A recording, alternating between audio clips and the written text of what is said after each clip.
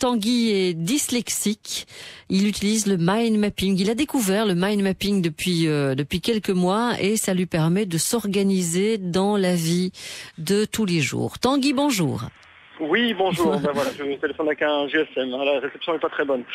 Mais voilà, je voulais dire que c'est une technique que j'ai découverte il y a peu de temps, je veux dire quelques mois, par l'intermédiaire de quelqu'un de ma famille. Oui.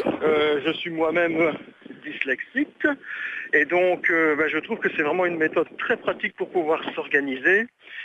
Pour pouvoir organiser sa semaine. Je travaille comme délégué, donc j'ai forcément pas mal de choses à retenir, que ce soit du commercial, que ce soit du technique, que ce soit des tâches administratives à faire, et ça permet vraiment de s'organiser très facilement et du coup d'avoir l'esprit beaucoup plus libéré quand on travaille. On est vraiment concentré sur ce qu'on fait. À d'autres moments, on sait que c'est noté quelque part de cette manière-là, et ça permet vraiment d'être beaucoup plus détendu, plus serein entre les tâches, et on prend beaucoup plus de plaisir à travailler, ce que j'avais découvert dans ce livre, et je peux confirmer, quoi.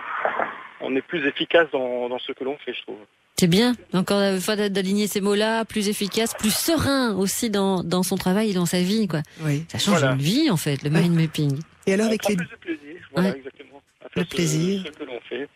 Et c'est une méthode qui marche vraiment très rapidement, qui donne rapidement des effets positifs. Oui. Et récemment, j'ai acheté un bic 4 couleurs, donc je vais passer à la couleur en plus. Et voilà, oui, c'est ça. Pour ceux et celles qui nous écoutent depuis le début de l'émission et qui l'utilisent peut-être en disant oui, les symboles j'en mets peut-être pas assez, la couleur j'en mets peut-être pas assez, il y a toujours moyen d'améliorer en fait.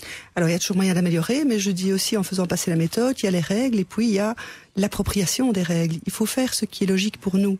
Si par exemple, pour une personne, mais comme pour Roland tout à l'heure, il ne met pas de picto, a-t-il dit, mais voilà, si c'est pas logique de mettre des pictos, qu'il n'en mette pas. Mais de toute façon, ça apportera quand même quelque chose. Puis le cerveau sait. Non? C'est lui-même qui va aller choisir si on a besoin de mettre la couleur, si on a besoin de mettre des symboles. Absolument. Ouais. Bon, donc pour les parents qui nous écoutent, pour la première fois, ils entendent parler du mind mapping, allez sur le site optimind.be. On va devant la carte. Qu'est-ce qu'on fait une fois qu'on est devant la carte? Est-ce qu'on invite l'enfant à s'asseoir à côté de nous? Dans votre expérimentation là que j'ai donnée, Vivacité Expérience. J'ai tout expliqué. En fait, ce que je vous propose, c'est d'imprimer la carte pour vous. Si vous avez une imprimante couleur, vous pouvez la regarder sur le papier, sinon vous la regardez sur l'écran. Et en fait, qu'est-ce que vous faites? Vous racontez simplement la carte. Donc imagine-toi que ton prof titulaire te dise, voilà, on va partir en voyage scolaire, on va aller à tel endroit, on va partir à telle date, on va aller avec tel professeur, on logera à tel endroit, etc., etc.